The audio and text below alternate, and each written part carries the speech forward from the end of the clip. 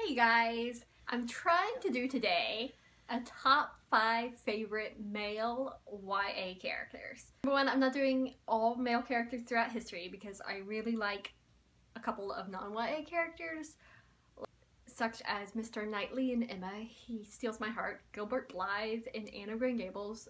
No one can beat Gilbert. And Sir Percy in The Scarlet Pimpernel. Those are not YA characters and they mean the world to me. Oh, and how could I forget Sydney Carton from A Tale of Two Cities? Like, does anyone beat Sydney? Except for Gilbert Blythe. Gilbert beats everyone. I like my top 4 main favorite classic guys. Really quick. I'll just throw in Mr. Darcy there for good measure, so those are top 5 favorite male characters in non-YA history. But now I'm back to YA because I have a YA channel and I'm talking about YA books and I had to choose YA characters because I did YA girls, now I have to do guys. And this is so painfully hard. So hard to choose because apparently I love a lot of guy characters. It was hard to pick just 5. It was actually more difficult than female because I just looked at my shelf and I was like, whoa, there are so many great guy characters out there that it's like pulling my teeth to choose just 5. Sorry. Also, is my hair better? I hope my hair is better. I normally don't leave my hair up like that. It was a mess at the beginning of the video. I pulled it down for the rest of the video so I would look more slightly put together. Also, I love my Little Mermaid shirt, so happy Ariel Day. It's not Ariel Day, but it is every day around here. Every day is Ariel Day. Let's get started on these top 5 favorite male characters. So the first of my top 5 is Carswell Thorne from Cress, and if you've been running into me lately, you probably could have guessed this because I love Carswell Thorne. He also features in Cinder and Scarlet and Winter, but we really get to see his point of view in his life in Cress. Carswell is adorable. I love his wit, I love his attitude towards life, and a criminal, but he's also got a good heart. That sounds really like, maybe tropey, but it's not.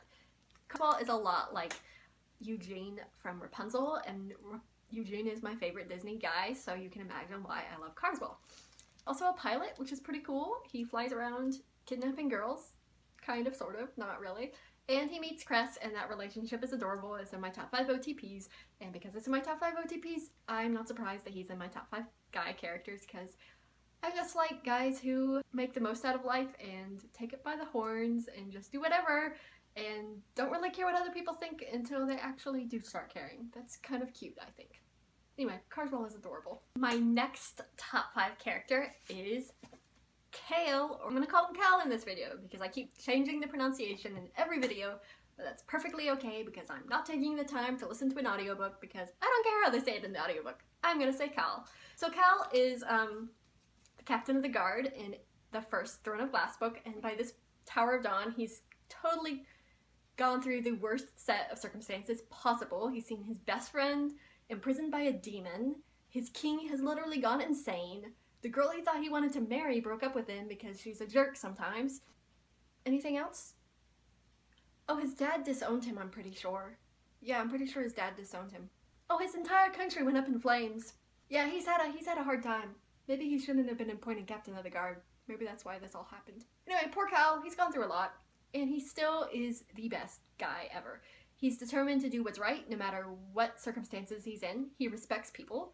I love his respect for people. Even when he first meets Selena, and when Selena, a criminal, and Cal is like, I am captain of the guard. I will always obey the law. Is an outlaw, so they shouldn't come in contact. He gives Selena a fair chance. It doesn't seem like it at first, but really in his heart, he's giving people a fair chance. He wants to uphold the law, but he also wants to think that other people will eventually uphold the law if he just, like, totes the law, final love, you know. Anyway, Cal is just adorable.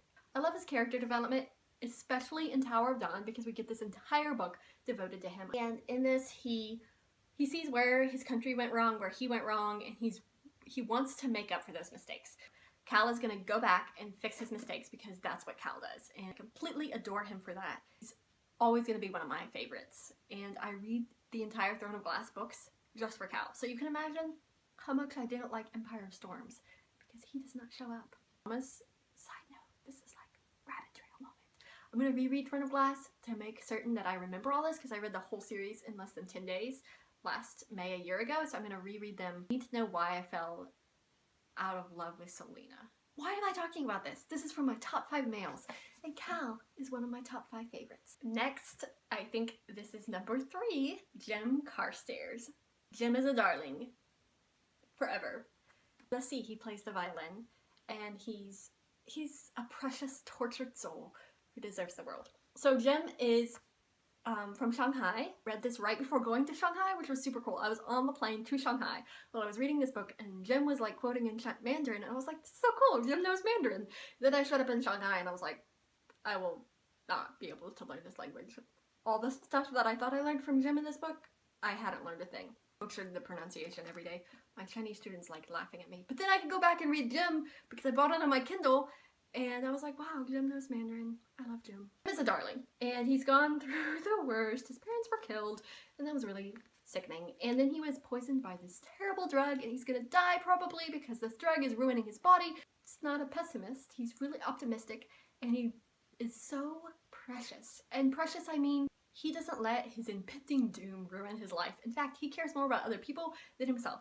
Easily the most selfless character I've ever read. He's less selfless than Peeta, which is saying a lot, because Peeta Mellark doesn't ever think about himself. Jim thinking about himself is not even like in his character at all.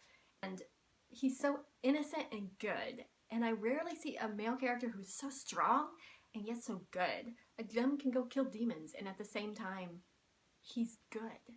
And that's so beautiful to see. I love Jim's character. So number 4 was torture, because I was like, should I add him in? Should I put another male character in? How can I just choose 5? Next is Elias, and Elias is from the Ember and the Ashes books, and he is amazing. I love reading his point of view because it's so conflicted and tortured. Apparently I love guys who are getting their hearts broken all the time and who have to go through horrible things and who are angels even when they're going through bad things. So Elias is from the evil empire, and his mom is this evil woman who runs a martial training school for like the young elite people who are going to be evil and grow up to persecute minorities, and they're basically like the Gestapo of this empire. Elias is like, you know, I don't want to be a mark, which is the Gestapo guys. He's like, I don't want to do that. I want to run away and do what's right. Of course, everything works out for him. He runs away and life's happy again. No, that's not how it works. So this book is the second in the series. The third one comes out in 3 weeks, I think, and I am literally dying for it because I cannot wait to know what happens, though I'm afraid that I will be left crushed in tears and you might as well bury me 6 feet under, because I'm pretty sure Elias is not going to have the happy ending I crave for him. But he's good, and he's so strong, so very tender-hearted, and he treats women with immense respect, and I appreciate his attitude towards the people around him, and he's always looking to better those around him and helping them and never thinking of himself, and except for how can I get away from my mom who's an evil jerk. He does think about that quite a bit, but I would too if my mom was the commandant. Anyway, read these books if you haven't, because you really need to read. Elias is in number 4 in my top 5 favorite male characters. I split up these 2 characters because I couldn't talk about them at the same time. I had to put like another male character in between, and you might be guessing who I'm talking about because they go hand in hand together. Will Herondale from the Infernal Devices, and I didn't mention that Jem was from the Infernal Devices, but now you know, Will and Jem go together. They're parabatai, which are like brothers sworn to love each other, and brotherly love, and you know, if one dies, the other would die for you, that sort of thing is going on. Will is the opposite of Jem. Will is very acidic, whereas Jem is an angel and is tender like a flower, like a rose, I don't know. Anyway, Will is not tender. I mean, he is, but he isn't. He loves poetry. I like that about Will. Basically, I love Will because he is Sydney Carton a lot from A Tale of Two Cities. Reading this book, I confess I had not read A Tale of Two Cities. As I was reading how much Will affiliated with A Tale of Two Cities, I thought, I should read A Tale of Two Cities. Remember I said I was reading about Jem on the way to Shanghai? Well, I read the first one, so I was leaving for Shanghai at 10 o'clock in the morning. I bought this book at 11 o'clock at night, the night before, because I couldn't sleep because I'm about to go to Shanghai, guys. You can't sleep when you know you're going to Shanghai. And I was reading this and I finished it at 3 a.m., got the other 2 books, read the second book on the plane, and I think I finished the third book on the plane too. I didn't have time to read A Tale of Two Cities because I was on my way to Shanghai and I needed to finish the Infernal Devices. So I get to Shanghai, I'm there for a month, I come back and I reread these because I bought the hardbacks. So I read them twice in 6 weeks. And then in October last year, I decided I needed to read A Tale of Two Cities. So I read A Tale of Two Cities and I wept so much. And then I went and reread the first book because Will and Sydney are everything. So Will means a lot to me because he reminds me so much of Sydney Carton, and Sydney Carton means so much to him, and books mean everything to him, and I love how books mean everything to Will. And I also love how passionate Will is about life. I'm kind of guilty. I read a lot of Will and Jem and Tessa fanfiction because I love them together and I adore them, and I just want to reread and reread their stories. And am I going to read the last hours just for Will and Tessa? Yes. Do I ship Will and Tessa? Yes. Do I ship Jem and Tessa? Yes. That's all I'm going to say about that. But look at this adorable boy. Like, he's just adorable, and he's also a fierce fighter, and he's just so funny. I love his humor, and makes me laugh out loud sometimes. And then to know his backstory and how tragic it is, he's kind of like the bad boy with a bad backstory, but he's not, because he's not actually a bad boy. Closed off to the world, he's emotionally broken. And I appreciate how well written the emotional brokenness is, because often when I read emotional brokenness, it's a person who's like a glass face and you can't break through to them, kind of like Gale in The Hunger Games, and he's like stone-faced soldier who kills people because he has to kill people. And Will is not like that. He's emotionally broken, but he hides his emotional brokenness by this veil of humor and wittiness. He finds emotional healing through books, and I love how he does that because that's how I found a lot of my emotional healing growing up, is through reading. And I immediately associated with Will, and I was like, wow, this guy is a lot like me if I was a guy. I read these books for Will and Jem because they're just beautiful people. And quick thing, I didn't read the Mortal Instruments because I really don't like them. And I read the first one after I finished the Infernal Devices because I didn't know which ones came first. And when I bought them on my Kindle, it was, like I said, 11 o'clock at night. So I was looking at my Kindle and I looked at the years, and one was set in the 1880s and the one was set in modern day New York. And I was like, I bet the one in the 1880s comes first, right? New York comes first, but you can understand the Infernal Devices without ever touching the Mortal Instruments. And after I read the Infernal Devices and tried to go back and read TMI, it wasn't that interesting. Clary and Jace were just super boring compared to Will and Jem and Tessa. I just like the London Institute better. I think it's more interesting. So those were my top 5 favorites, and I couldn't talk about my top 5 favorites without talking about the 6th guy, and I couldn't figure out who to take out because I love them all so much. So I'm sitting here panicking because I can't get rid of one of them. I have a bonus character. You're welcome. Neville Longbottom, and we're gonna hold up the Order of the Phoenix because I don't own the Deathly Hallows, or I would be holding the Deathly Hallows up, because Neville Bottom is the chosen one. That's my little soapbox. Neville is everything. I love Neville because Neville is given nothing. Harry has a lot of stuff. I mean, he's famous. Everybody talks about Harry everywhere he goes. He's rich as get out because his parents saved a lot of money. But what did James do to make money? I've always wondered that. How did James and Lily have money? Anyway, Neville doesn't have money. He has his grandmother who's kind of not nice. And he gets picked on by Snape, and I hate Snape. I want to punch out all of his teeth because of what he does to Neville. And I just adore Neville and how he grows into, like, his confidence is halting, but it comes along and he gets more and more confident. And how he eventually stands up to Voldy all on his own is beautiful. I think it's braver than Harry because he had no certainty that Harry was alive. He had no certainty that he was going to win. He was going to stand up to Voldemort no matter what because it was the right thing to do.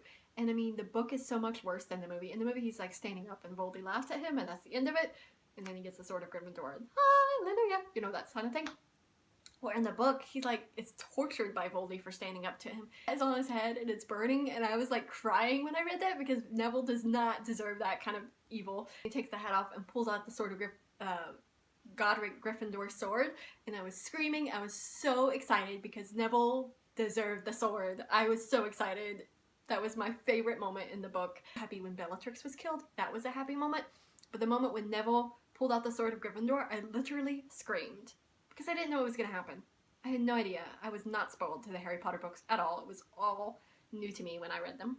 I loved getting to know Neville, and I really think we finally get to start falling in love with Neville from the Order of the Phoenix. I mean, he's great in the other books when he stands up to Harry, Hermione, and Ron, but this is when Harry, Hermione, and Ron realize he's a friend. It happened to his parents, and that's crushing. I just love Neville, and I couldn't leave him out of my list of top 5 favorites, so now I have top 5 favorites and a bonus, which is my favorite of all time, and that's Neville Longbottom. My top 5 favorite guy characters, it was extremely difficult to choose them. Tell me who your top 5 favorite guy characters are, if you agree or disagree with me, if you love Will and Jem just as much as me, if Neville is your chosen one. Neville is the chosen one. That's my theory. If you've read the Ember and the Ashes series, what you think of Elias, and if you're looking forward to A Reaper at the Gates. If you have theories about Elias, I'd love to hear them. And of course, there's Carswell. If you like Carswell, just let me know because I think he's adorable. And if you haven't read the Lunar Chronicles, please read them ASAP because they're super good and they're happy summer reads. I suggest them for summer reads. Maybe I should do a video of my suggested summer reads. That video might be very, very long. We will see if I can do that. Tell me, what would your suggested summer reads be if I do a video about that? So, subscribe to the channel, share it on Twitter, follow me on Instagram. I'll have all those links below, and I'll see you guys next time.